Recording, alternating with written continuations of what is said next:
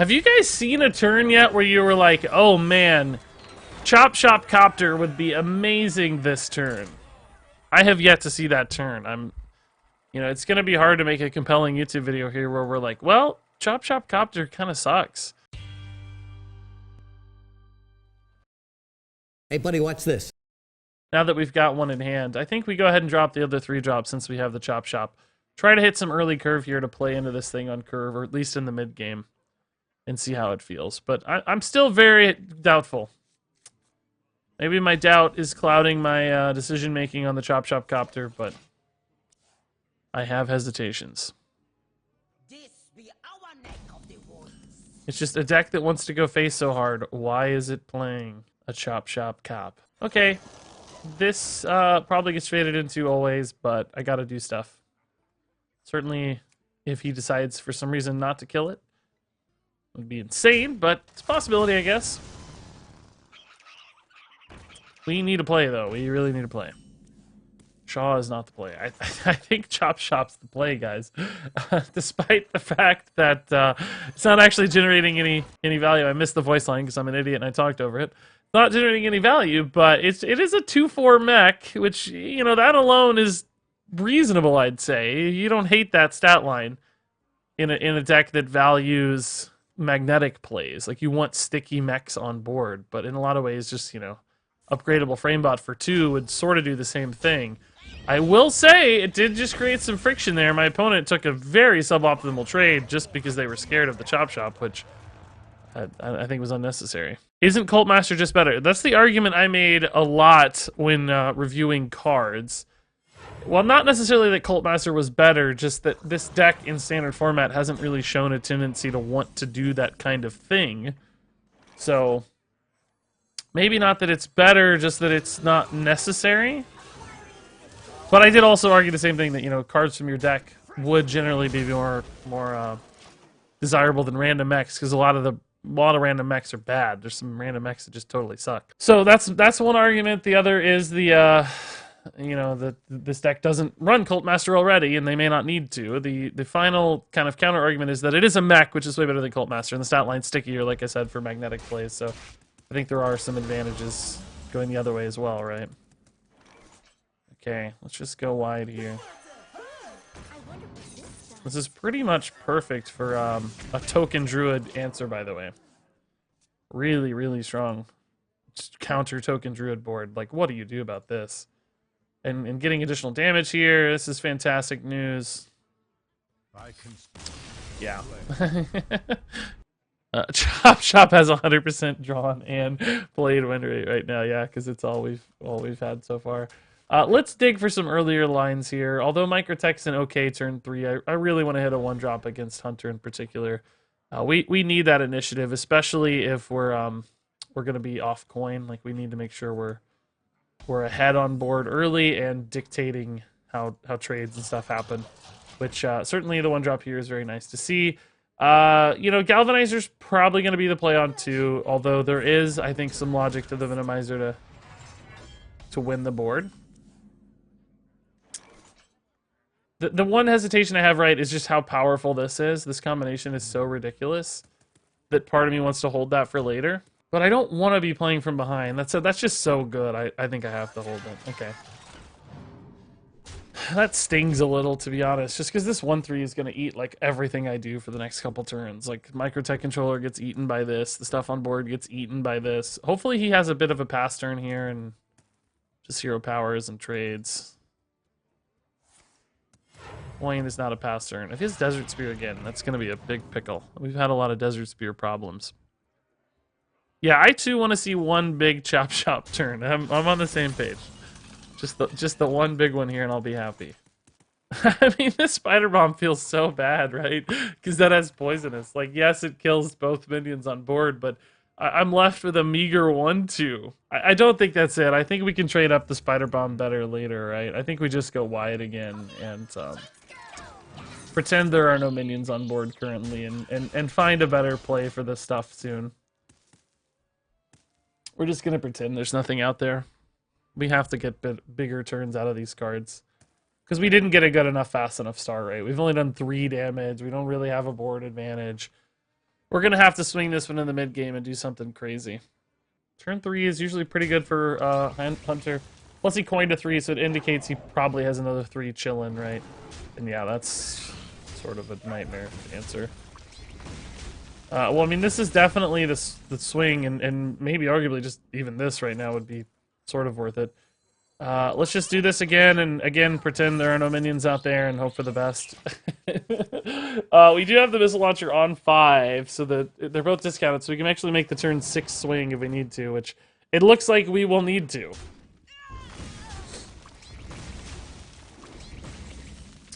Hearthstone's actually a really good draw for me, just to kind of distract him for a minute until I do this next turn. I mean, arguably we could wait on this a little bit, depending on how much pressure we see on board. But I think we're usually going to do this. I think 3 minions is sufficient, by the way. And it's just might be hard for him to kill. He could easily have stuff to do, right? Like, we won't really know exactly. If he has, like, a Rottnest Drake, for instance, to answer this, that could be a very efficient way for him to deal with it. But we'll go from there, right? This is still very powerful. Thank God we held it. I mean, arguably we wouldn't have been as far behind if we hadn't held the Venomizer, but for now it feels like the right decision. It's pretty efficient too. Oh, but if he's tanking 6, I'm happy. That's actually not too bad. This may finally set up the Chopshop Copter to do some work, guys. Let's see. And our hand is a little bit light, so maybe this is the world where the Chopshop finally connects. Let's just set up for the tokens here, right? He's going to either face tank this or kill it with something else. The tokens will be what the Chopshop is playing off of, most likely. Maybe even in combination with the Spider Bomb, we'll see. But just to play this down naked right now would be a real misstep, I think. It would likely die to many things. We might just see him go like Bran here and hit me in the face. I think he could very easily turn the corner and dictate the pressure and make me play from the back foot. That might work out nicely with our Spider Bomb. Although, not really that nicely, because it might be hard to kill this outside of like a fireworks stack or something. I would want him to kill this if he Brand, I guess. No Brand, that's good news. That seems very weak, too. Oh, well, not as weak. Still, though, that doesn't feel that bad. I suspect he won't use the weapon here, right, to clean up all of the 1/1s. That would be kind of weird to me. He is. Wow. Okay, that's a bit shocking, honestly. I'm really, really surprised to see that line. Alright. He won't want to kill this, right? He'll leave this up for the Chopshop, won't he? Do I even go here? No, that would be insane. No. Just trying to create some friction here. Again with the Chopshop, guys, it's just so hard to get it off. Oh, man. Brave. Oh! No! Give me a fireworks tech, please! Explodinator. That's not what I want. This probably just leaves me dead most of the time, sadly. Yeah. 5 showing, 7 on hero power. It's 12. That's not what I mean. That's not how that works. 7, it means we need 7 more, so Leroy's not a lethal out here.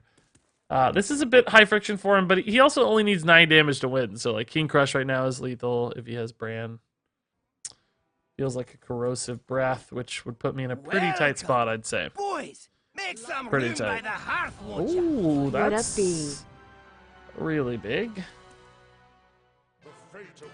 Oh my god. Hey Tingus, what's up, man? Not my win rate.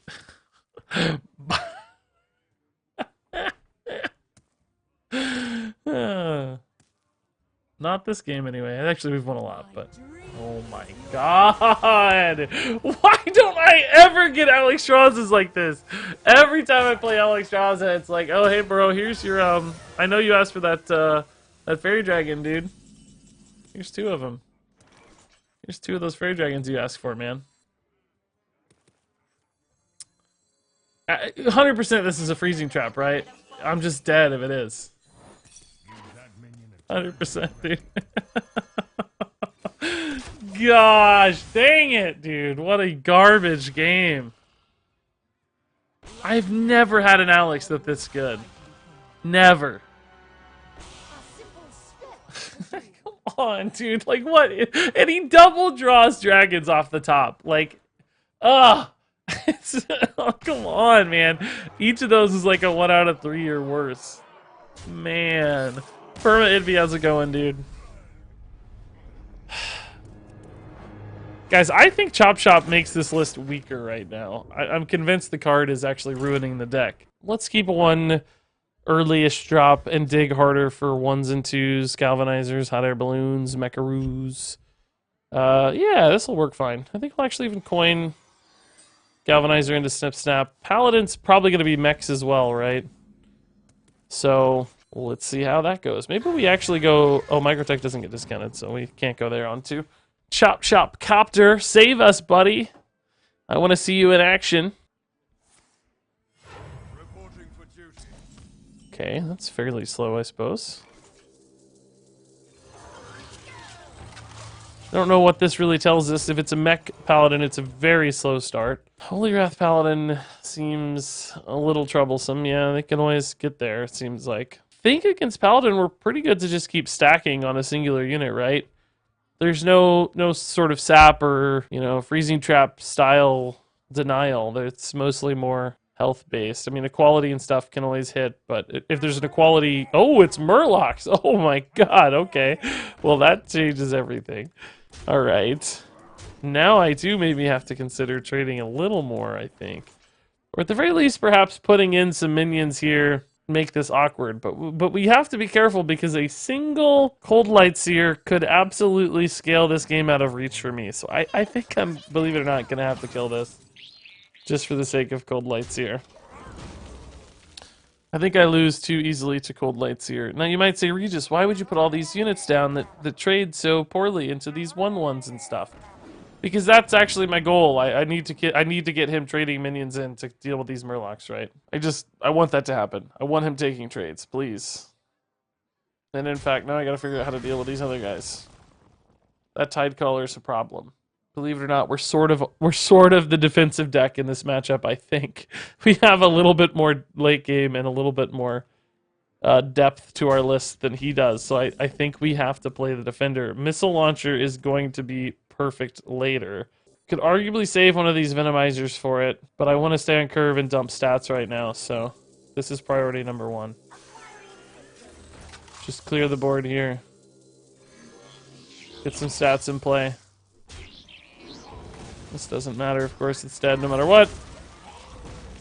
Okay, I mean, unless he's running like backup plan, like consecration style stuff, I suspect we probably just dominate from here. He may just be out of stuff to do for a while. Or maybe he's just gonna, you know, drop a Murloc War Leader and Hero Power, and it's like, oh boy. Bluegill's not bad. Kills a couple things here of import. Perhaps. Reporting for duty. Alright, I think we're just continuing to go face here. No need to value trade. I want to maximize damage output in this game before it's too late. That was exactly the sort of turn I meant where he just like, what do I do? Tasty Fin. Okay, it's a little bit of resource accrual here, but I think we're just going to keep stacking up here, right? And going. We almost have lethal with Leroy, but certainly next turn we should. Alrighty. I mean, what do you do here, right? Murloc Paladin has no game here. Murlocs don't have the defensive utility, yeah. We just outpaced a vast deck. Worked out beautifully. Fireworks Tech's a powerful card for sure, but without the known 1-drop, could be tough. We could instead go like this and try to hit the 1-drop to support the Fireworks Tech. I think that's better since I don't think Microtech's like the strongest card in our list. Let's look for a better opener. Particularly against Hunter, we probably need a fast opener to really do well here. So if we whiff, we whiff. But if we connect, we're probably very happy campers. You don't connect. This is a super duper awkward hand. Okay. That's perfect, but it's a turn late. That's unfortunate. Now we probably save this combo, right? But we may just be too far behind here. Or maybe just a strong 3-drop like Ursatron or Snip Snap. Even a Microtech controller might be okay. Mecharoo is probably worth the Fireworks tech here. It still dies to that, but I get an additional 1/1, so there's actually some tempo significance to it. So ping trade still leaves me with 2 1/1s, right? This is down to 1/1, but I have more magnetic stats. And if he hero powers, he's not doing anything else anyway, right? So this allows me to pull back a little tempo, maybe. He's still got a minion out, which sucks. That's kind of tough. Generally, that 2 mana on 3 would break a lot of things. But unfortunately here it did not, sadly. So we have some options. We can go Spider Bomb here and clean this up. It does leave the Spider Bomb a little exposed where it may not actually contest anything. So I think instead we're going to just go Microtech Houndmaster Shaw and then hope to God we draw a Chopshop Copter after this.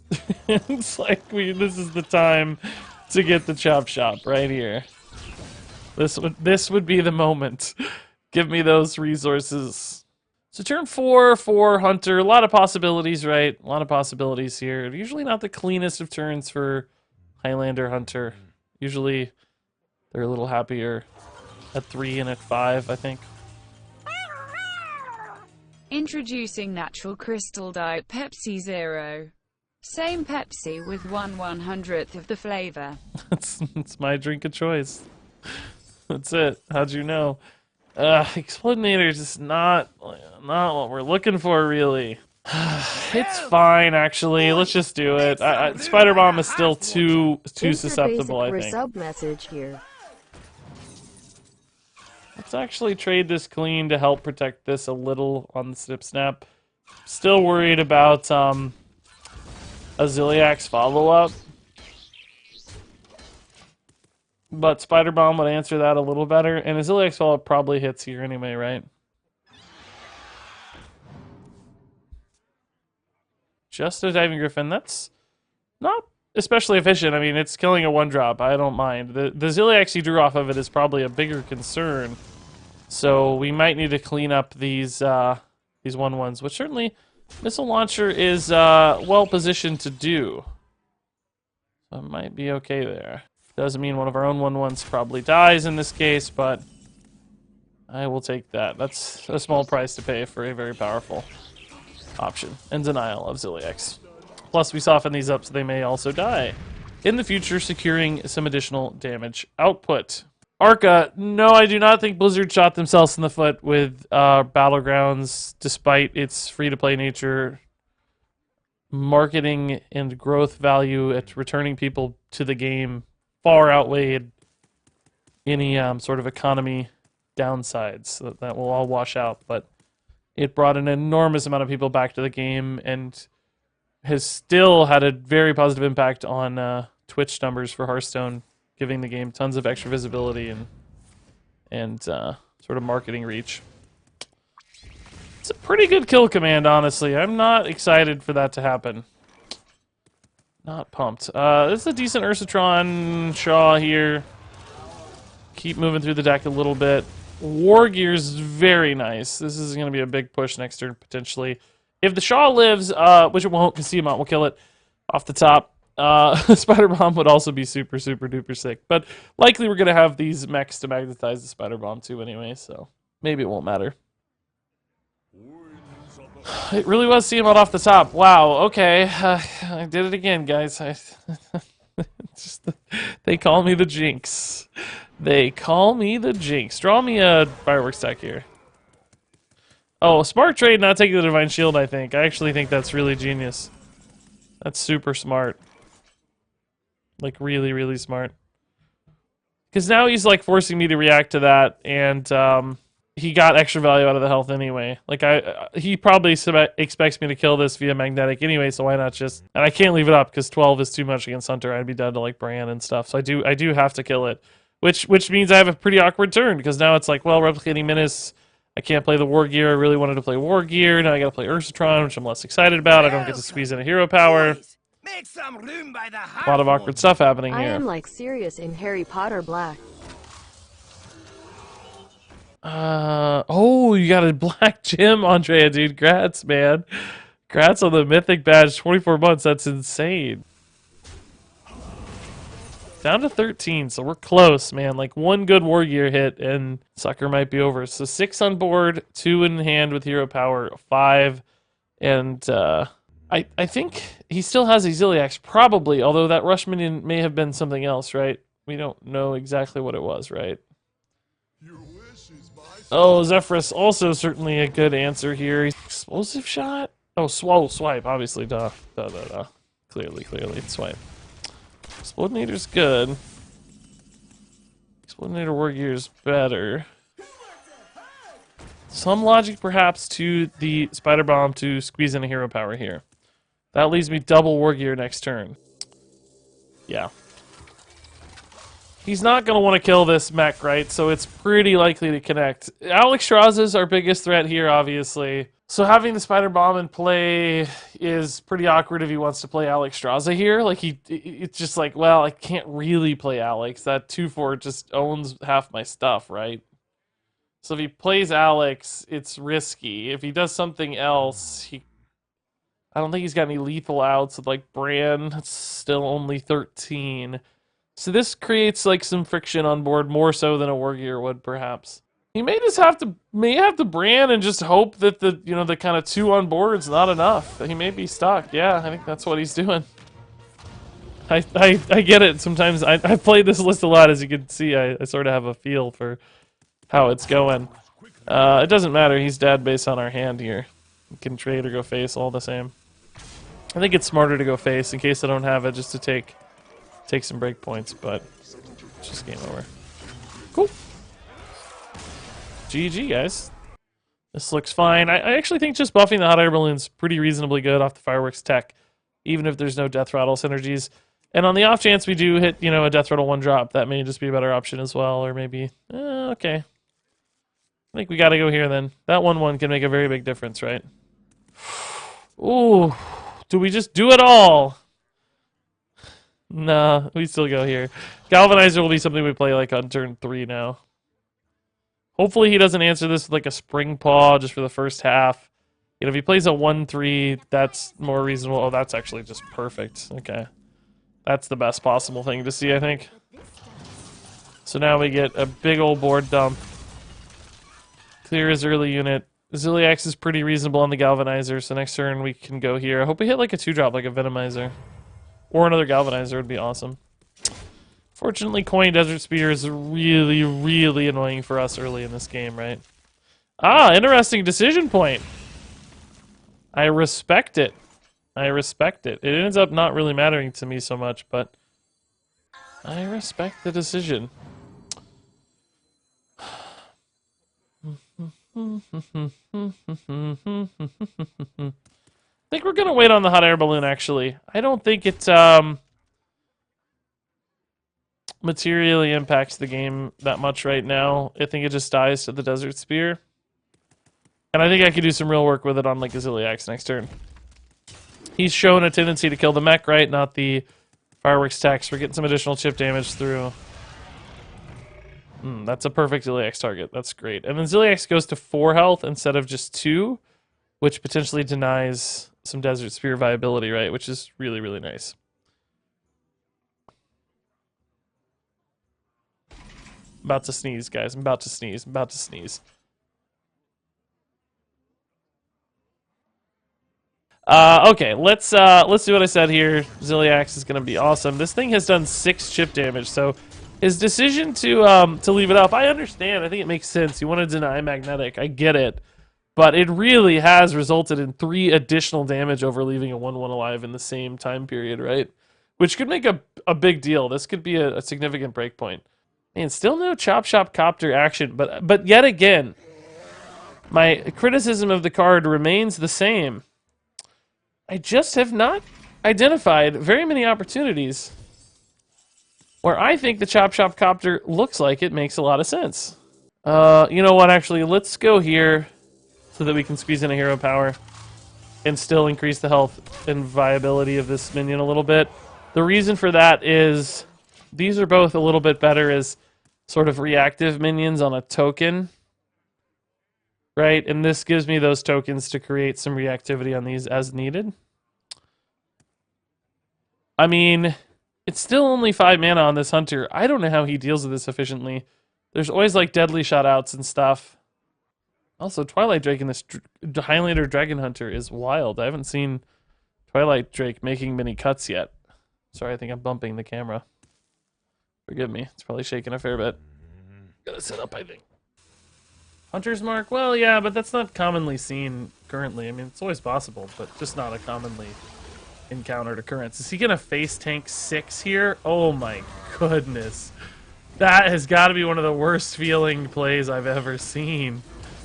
He traded in a Twilight Drake and face tanked 6. Alright, man. Oh, that's actually not lethal. This is lethal, though. Almost made a boo-boo. Cool. Yeah, like I said, the tokens here line up really well. Okay, great.